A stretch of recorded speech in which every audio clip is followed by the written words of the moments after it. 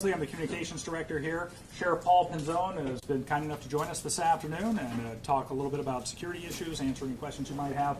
Also, Chairman Bill Gates from the Board of Supervisors here in Maricopa County is here to say a few words and answer any questions you might have.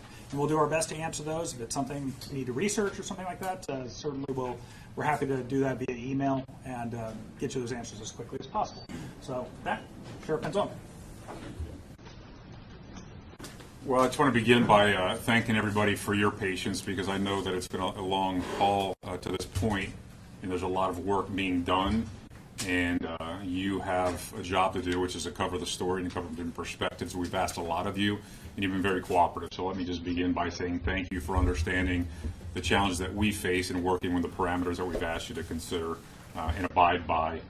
I also think it's important, I get to work in this context where obviously we have a great responsibility, and I'm really proud of the men and women in the Maricopa County Sheriff's Office and our law enforcement partners and the job that they're doing. But because we're in this space, we get a chance to see everything from the inside out. And folks can get emotional. There's a lot at stake. They can sometimes act irresponsibly. There are a lot of folks who are very comfortable in saying things that are unkind and oftentimes volatile or disrespectful. But it's important for folks to be adults in the room when some are acting like children. And I don't mean that to cast disparaging words towards anybody individually, but we know there's some people that just get overzealous and do some things that give us cause for concern. Otherwise, the sheriff wouldn't be here talking to you. But somebody who I think has done an exceptional job being the adult in the room, being very thoughtful with the processes, sharing information on a regular basis, and making sure that as across the nation, a lot of folks are saying, why is it taking so long in Arizona? That you have someone who is taking the lead to speak to you every day to help you understand why. And that's Chairman Bill Gates. I just want to commend him because I think he's done an exceptional job of making sure that everything that can be shared is shared in a timely manner, that you understand why there are challenges and complications, but ultimately there's a commitment to one thing that is most important, that every legal vote is counted and that the results are 100% accurate. And Stephen Richer obviously works in that space with him, Recorder Richer, but I'm not a person who believes in political lines. I believe in people, and I think he's done an exceptional job. So I just want to start off by saying that because it has made our job easier also. Now, as far as today, it's the first day that we've seen really a crowd gather outside.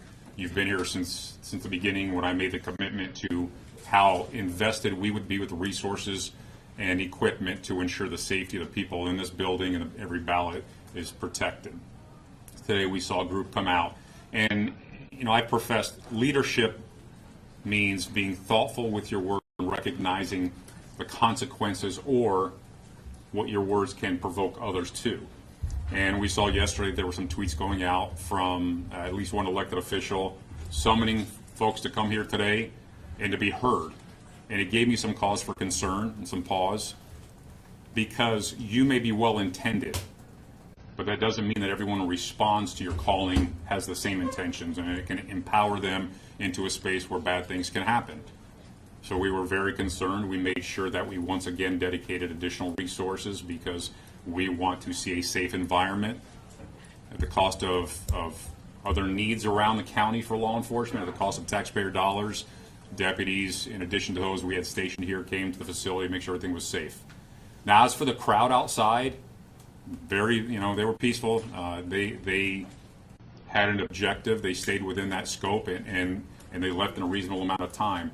I did have some safety concerns, which is there were some folks marching in the street, and we want to make sure that area is safe. But fortunately for us, we have a great partner, the Phoenix Police Department, who showed up, and they helped us address the problem in the street to make sure that no one was in harm's way and that people were abiding by the law. Aside from that, there was one other instance actually I do want to point out, which is there was one person who I guess had some heat exhaustion or something to that extent. Our deputies cared for them. We called paramedics, and that person, my understanding, is fine. Ultimately, we're getting closer to the end of this process, and my hope is that all the answers come to rise to the top. Every election is counted and ends in the next few days without need for recounts. We'll stay here through the duration, though, but thus far into it, I just want to say thank you. I think that the community has responded in a very positive way. I think those folks who came out today were law-abiding, and they had their chance to expressed their First Amendment. We respected that. And this is kind of an odd one. I'm going to give a shout out to somebody. I guess there's a young man named Charlie Kirk is part of an organization. I have a whole lot of familiarity with it, but he sent out a message and said, "Hey, be law abiding and please, don't gather around the county facilities and let folks do their job," or something to that extent. And it seems as though his words resonated. He's viewed as a leader in some factions, in some groups, and they responded to it. That's helpful for law enforcement. If you really care about this building, this vote, these people, and this law enforcement community, then help us get our job done, and those are the types of things that are helpful. So that sums it up for me. If you have any questions, I'm happy to answer those. You want to do that now, or you want to do it at the end? Okay, I apologize. I'll turn it over to Supervisor Gates now, but thank you. Hi, good to see everyone again. Thank you very much, Sheriff Penzone, for the kind words, but more importantly, thank you for your leadership of this community, Maricopa County, and helping everyone to feel secure through this process. As I've said before, it's really sad that we have to think about these things in the context of an election in a democratic republic, but we do. We know that because of what happened right outside of this building in 2020. But again, Sheriff Penzone has been an incredible partner of the Board of Supervisors, Recorder Richer, and then along with our other local law enforcement, City of Phoenix, and others, and our federal partners. This didn't just materialize here in the last few days. This is a project that Sheriff Penzone has been working on in collaboration with many for months. And again, I just thank you. I thank your team. And I think I speak on behalf of everyone in this building that we're all so grateful for what you've done. So first of all, I wanted to say thank you again to our folks who are working so hard back behind us here and throughout the building. And we continue to process through the ballots and tabulate the ballots and report new numbers, and we're going to continue to do that in a way that is moving along very efficiently and also ensuring that all these votes are counted accurately. As I mentioned during yesterday's press conference, the mandatory hand count was started today, going along very nicely. This is a very important part of the process, particularly when we have so many questions that are raised out there, and that's what we do in our is we raise questions and then we allow people to respond to those, and we accept those answers if we think that they're justified. And this mandatory hand count will be able to demonstrate to all of us whether the machines are doing an accurate job. And remember, who's involved in this mandatory hand count? It's Republicans and Democrats having eyeballs on everything, participating in it, to ensure that the machines are working the way that they should. As far as we are concerned with vote counts today, we're anticipating that we will have our next update in the vote totals in the 6 o'clock hour. Again, reminder, 6 o'clock hour. So that doesn't necessarily mean at 6 or 6:01, but we should all be looking forward to an update in the vote totals at that time. And we are anticipating, again, a similar amount of votes will be reported this evening, as we've seen in the last couple of nights. And with that, I will turn it back to Fields Mosley. Okay, we'll open it up to questions now. I'll start on this side of the room, and let's go to Kyung Ma.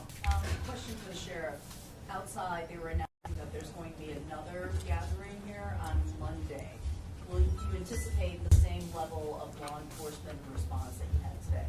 Yes, that's our understanding also that Monday there will be a gathering again. And, so we keep a foundation here, a foundation to ensure that we are prepared to manage or mitigate any potential challenges or issues on a smaller scale. But we try to stay in front of the information. So fortunately for this facility and for the people therein, we're going to move people here as quickly as we need to address the volume of potential protesters, activists, community members, whomever are outside.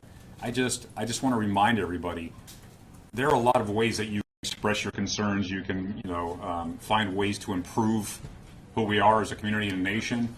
If being out front for you is one of those things you feel empowers you, then that's wonderful. But just understand, it comes at a cost. And every time we see a larger gathering outside, that means I'm dedicating more deputies inside. Because I will not, I have professed this and I will continue to, I will not allow for, nor will I stand for any threat to this facility, the votes, or the people. So we're not going to wait for you to do harm and then try to react to it. We're going to prepare in advance so that you can't do harm. So there are families out there, there are calls for service, there are deputies who are going to go without volume of backup or support that they may need because we have to prioritize this facility. So if you want to come stand out front, that's your prerogative, that's your right, that's your, your freedom. But you are, in one way or another, undermining the sheriff's office ability to address the other needs in our community because this becomes a drain on resources. So we're going to be here through the duration, and if it's 1 day or 5 more days of folks out front, we'll be here for all of it. And you just thanked Charlie Kirk for helping you today with that tweet. You want to ask him for some more help on Monday? Yeah, listen, I'm the type of person, I'm going to speak to those who create problems for us and point out that it's not acceptable, and for those who do things that are thoughtful and responsible that help us, navigate this unique space. So again, I don't know Mr. Kirk, I don't know his organization, anything about it, but I appreciate the fact that he understands, at least in that communication, that he could be helpful to us, and he was. So for others, there are elected officials who are calling for things, and that feels powerful. You call on something, and suddenly you see the crowd summon, and you think that you're the almighty Oz. Well, guess what? At some point in time, we have to address that issue, and we're going to pull the curtain on you, and you're just back with the handles. But there's a lot of other things going on for people that are in harm's way, and it creates jeopardy. So be thoughtful. Don't treat this like it's just a show. It's bigger than that. It's more important than that. And recognize there's real people back here doing a job, and they get scared when they see people out there yelling, pretty offensive things in this direction. I don't know, do I just come back to you, or how does this work? They have more questions for the sheriff. Boston's with Fox News. Sheriff Penzone, is it your understanding that the protest activity is finished for today? Yeah, I don't know that I could say that group, from my understanding, has diminished and gone away for today. I have no idea who's in store for what later on in the day, so we'll just kind of keep things as they are for us and manage it as it goes. Leading up to the election, during the press conferences, you guys all mentioned if politicians or people on the candidates used rhetoric, or on the ballot used rhetoric that would incite violence, that you guys would be looking into working with the Maricopa County Attorney's Office. Are you guys considering bringing charges against Wendy Rogers for her tweet that resulted in today's protest? Well, there weren't any criminal actions that I'm aware of today, but I will tell you this, and I was talking to Supervisor Gates. Listen, if you are an elected official and you are doing things to provoke a crowd to come out front here that can lead to the point of their acts of violence or crimes, not only should we put you at the top of a criminal report and charge you or request charges against you, but I feel like we should send you the bill. Every time I bring deputies here that I didn't need otherwise because you as an elected official create a problem that causes me to respond, you're a state legislator or senator or whomever you are, then I feel like the county should send you the bill for the resources that we're committing because of your political action that puts others in harm's way. Will you be doing that, since Well, you did have to send deputies out today? Will I be doing that today? I don't know that we do it today because I don't know if the escalation of deputies today was substantial, but I'm just putting you on notice that don't put me in that place where I have to make that decision. And I'm not even sure the legalities of it, but I'm sure happy to go down that path to see what's appropriate. Can we just stay here until For the sheriff? Yes. Okay. And Sheriff, did you have a personal conversation with Wendy Rogers about her tweet? We also noticed that a few hours later she then sent out another tweet asking people not to come by. Was that as a result of a conversation that you two perhaps had? No, I haven't spoken to her. I appreciate the follow-up because it seems as though, between those two tweets that was, and quite frankly, thank you for coming inside because you are the honey to the bees. So when you're inside, it seems people are less interested outside. But those three elements, the perfect storm coming together, then the crowd shrunk considerably fast. So I don't know. I wish I had a better answer for you than that. And then just to follow up on that, you mentioned that the crowd remained mostly peaceful. Was there any heckling of the people towards the people inside, towards your deputies as well, that concerns you at any point? Oh, no, I think I was the lightning rod. I got most of the heckling today, but it's not the first time, won't be the last. So, yes, you're welcome, everybody. I'm happy to be that person if they want to heckle me, but otherwise I don't think that, at least I'm not aware of anything beyond that point. It seems as though when I left the immediate area, then they were, very kind to the Phoenix police officers, and my understanding is they're very kind to the deputies. So. At what point, Sheriff, do you have to move them back? When do you make that call? I mean, obviously today there was a crowd We had two unique circumstances that occurred today. One, unbeknownst to us, there's some construction, so there were some barricades set up that actually restricted the curb lane on the south side of the road. And those who showed up today thought maybe that was parking for them, and we had to have the Phoenix Police Department move those vehicles off the road and pull those barricades. The other aspect was some of the those out there were marching in the street, which not only is it against the law, but it's unsafe.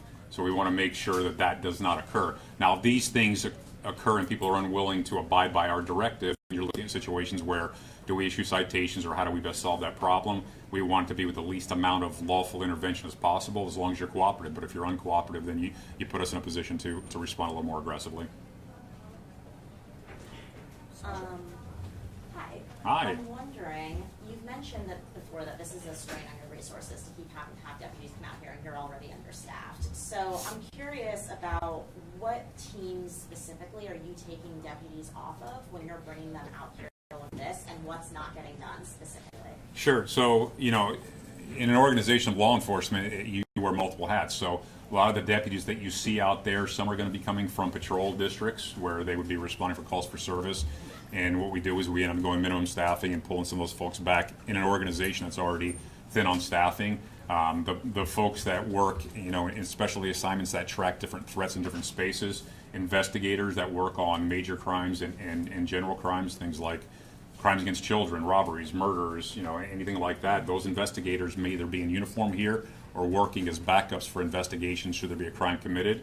Our tactical resources, so our SWAT teams, work in some capacity here where they are on site when needed. And then we have what's called field force. Field force are deputies that work in the field, but when these issues occur, they put on the battle armor, for lack of a better description, and they stand by with the more advanced equipment to repel crowds if it's needed.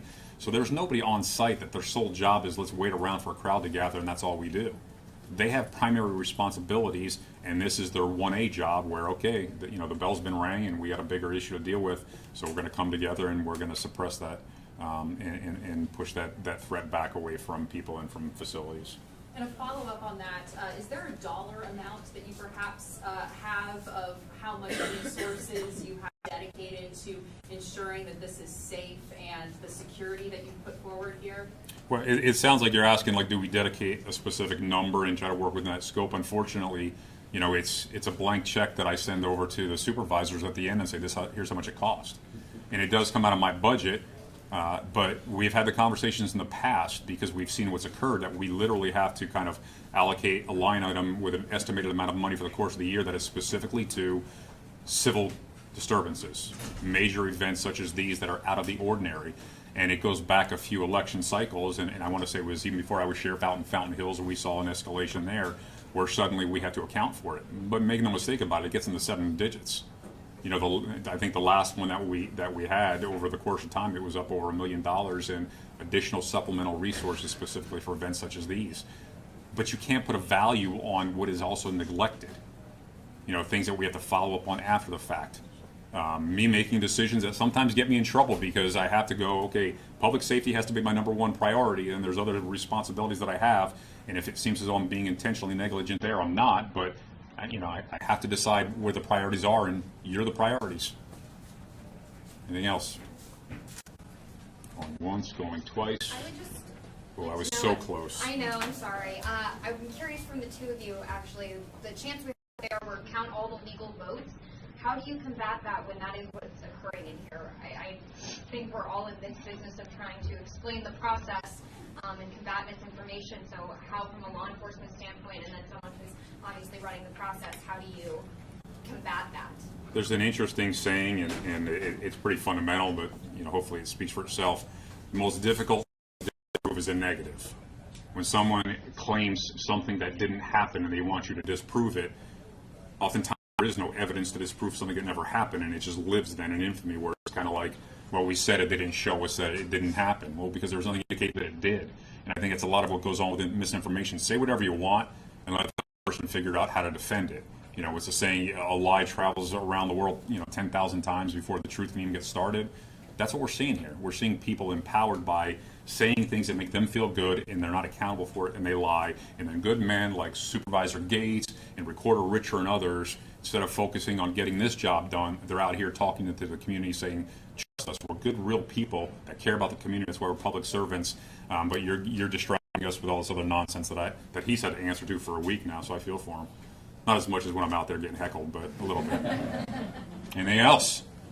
God bless, thanks. Yeah, and I'll follow up on that as well. Actually, I think I'm on the same page with the people saying count the legal votes. That's what I've been saying. We can't just throw every vote in there. We have to only count the legal ones. That's what the signature verification process is about. Everything that we've been going through that I know, again, a lot of people across the country are frustrated with who haven't followed Maricopa County elections or Arizona elections for the past couple of decades. But that's exactly what we're doing, making sure they're legal, and then they get counted. What votes are you releasing tonight? What votes are being released? And you expect the same timetable Sunday? Not sure on the timetable for Sunday. This will be the very large majority of the votes that will be released this evening will be late earlies dropped off on election day. Not all of them though, but the great majority of them. Going off of Taylor's question, so for months you guys have been doing weekly press conferences, making this the most transparent election ever, and really since 2020, I guess. You've responded to tens of thousands of phone calls, emails, you have a section on your website, your Twitter account, and yet the conversations I had outside, a couple of the things folks were saying, this department is intentionally releasing Democrat-leaning ballots first. They're intentionally delaying the release of results.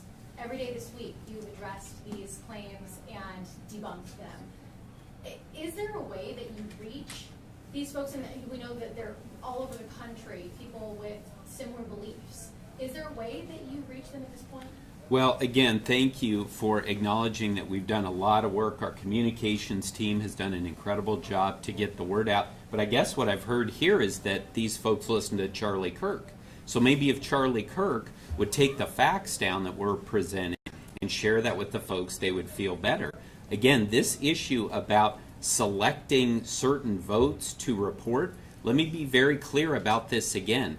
FIFO, first in, first out. That's how we do this. We are not picking them from certain parts of town. In fact, we can't do that because we have a vote center model. So let's say we have someone who lives in Gilbert, but they work in Surprise. They go to the vote center in Surprise on their lunch hour. Where's that from? Okay, that's my point. So it is irrelevant, and it is an incredible distraction. And for I guess people who are following this, it's not a distraction for our folks. It's not a distraction for me, quite frankly. They're trying to make it a distraction, but it's not. Yes? Sorry to mention this. Is the hand count audit, is it completed for today? It's not completed yet. They're still going on, and I believe it's going to be completed tomorrow. Yes? So at Thursday's press conference, you said, quote, quite frankly, it's offensive for Carrie Light to say that these people behind me are slow rolling this. Now, these political comments that have been made, usually prompted by questions, do you worry that this could be creating greater unfounded distrust in the process?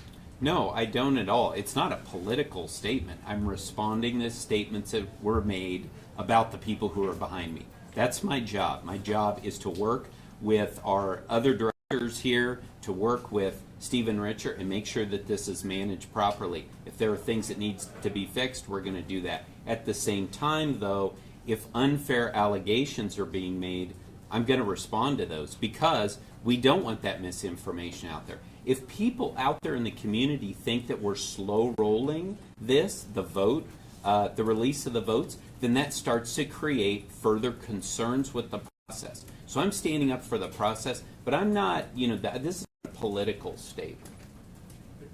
Yeah. The ballots today, where are they coming from? So the ballots, as I mentioned over there, the types of ballots are mainly late earlies dropped off on election day. Again, from where they are coming from across the valley because, like I said, we have a vote center system. So again, if there are other analysts who want to look at this information on where these people live and send out tweets about that, that's great. But that's not what I do. What I do is work with these folks, make sure that the vote counts get out, everything is going on track. Only legal votes are being counted. But I'm not up here, and I've never been up here to say where these individual votes may be coming from. First in, first out. Yes. You said it's mostly election day drop-offs. Yes. What other buckets are in there? So in addition to that, we would have some more of the votes coming out of the box 3. We'll have some of that, and yeah, and curing, and then also where we have cured signatures. So we don't know when. You know, that could be from a couple weeks ago, or other provisionals that might be cured. Let's say someone comes in with their ID that they didn't have on election day. So again, but these are a small number compared to the large majority being late earlies dropped off on election day. Yes. Oh, sorry. Go ahead. Okay. For those of us who spent time here in 2020 as well, there's a notable difference in the way that your department is responding to the disinformation. It's more aggressive, much more assertive in getting out first in front of it and then coming here and answering all the questions. What prompted this process that you're doing now? And I know it's no fun right now, but do you feel that you're doing a better job than you were in 2020 from lessons learned? This is a completely different world that we're living in than 2020. I think our team did a great job communicating in 2020. But since 2020, we've gone through a lot here. This board was sort of placed in the national spotlight as it related to certifying the election results in 2020. And then in 2021, we had the so-called audit from the cyber ninjas, and that was just a constant flow of misinformation that we became adept at responding to. We began to understand the importance of responding to that misinformation accurately and quickly. And so we've continued that because, sadly, not making a political statement here, but sadly, there continues to be a lot of misinformation from all different sources that are out on social media right now as we go forward in this count. So that's why we have to continue to do this. This is not something that I relish, but it's something that we believe is very important to do, and we'll continue to do it. Let's take 2 more questions. I've got Fox 10 back here. Yeah, so you've talked continuously about the tireless work of these folks, about how many hours they're working to put forth this count. When they see giant protests like this, or when they see the misinformation on Twitter, can you speak to the morale and what that does? You know, the morale is good back here. This is why these people do this work, to be here when it matters. And this matters like it never has before, honestly. So the eyes of the world are on Maricopa County, and these people could be doing a lot of other things, but they've chosen to be here. And frankly, for the folks who were out there, folks who came to protest and gather, I won't even use the word protest, to gather peacefully, and that's what they did. May have said a couple unkind things to Sheriff Penzone, but I know he can handle it. But other than that, they came, it's 70 degrees out here, nice weather, and everything was peaceful, and they're headed home. So I don't think anyone here is bothered by that. There are things that happened in 2020 that I know they were bothered by. But so far, so good on that. But let's continue to do that. Let's show our best in Maricopa County, and I have no doubt that we're going to. We're getting closer to the end of this every day. One more question? Right here. Not to put the cart in front of the horse here, but we are looking at some really tight races here, specifically in those high-watched state level races. What is it going to look like? Can you kind of give us an insight to the process of what a recount could look like now that we've extended those margins? So this question with respect to the automatic recount, under Arizona law, there's actually been a change in that. So it used to be we would only have an automatic recount if the margin was 0.1%, okay? And so it was very rare, very rare. We did have one in the primary in a justice of the peace case, but very rare. Now it's gone from, again, the state legislature changed the law in this session, going from 0.1% to 0.5. So if it's within 0.5%, we will have an automatic recount. And if that's within the state, okay, if that's the margin within the state, then we'll have an automatic recount across the state, including in Maricopa County. It would be after the Board of Supervisors votes to certify the election. It'll be after the election is certified at the state level. So it'll be in early December that process would start, and it would be in whatever races happen to be within that margin. Now, just for a little historical background, in 2020, if this new law had been in effect, we actually would have had 5 races that would have gone to an automatic recount. So we have no idea what that's going to turn out to be, but you know, if that happens, the team is ready to be here in December. I think they might have the eggnog out and you know, candy canes, but we'll see how all that works out. But again, thank you everyone for your time today, and be looking for new numbers in the 6 o'clock hour. Thank you. Thanks so much, everybody. Thank you.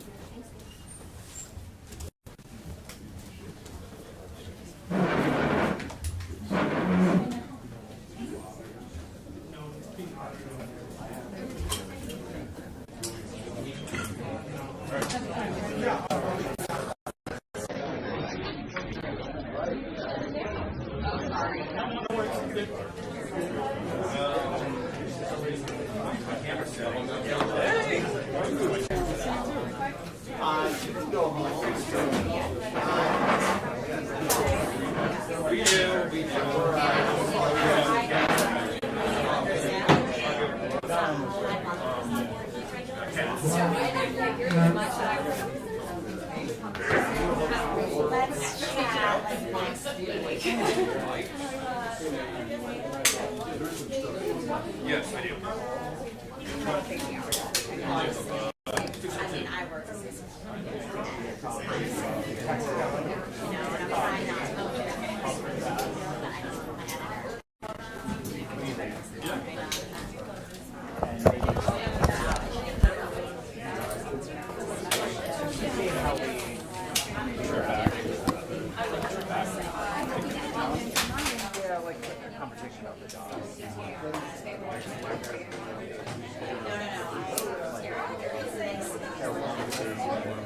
One final